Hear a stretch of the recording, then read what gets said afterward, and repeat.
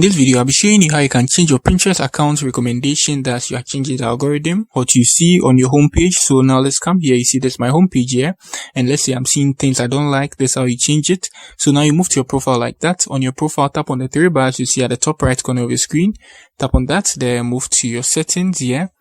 Good. And you can see refine your recommendations. Just expand that. And these are the pins I've watched or I've seen. Yeah. Anything they impress to you, they're just going to make it appear here.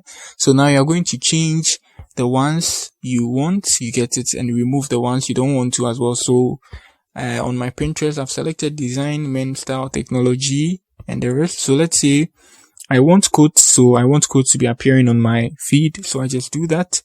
Tattoo and the rest, you just select them, and to remove anything of that choice, you just let me remove design. Yeah.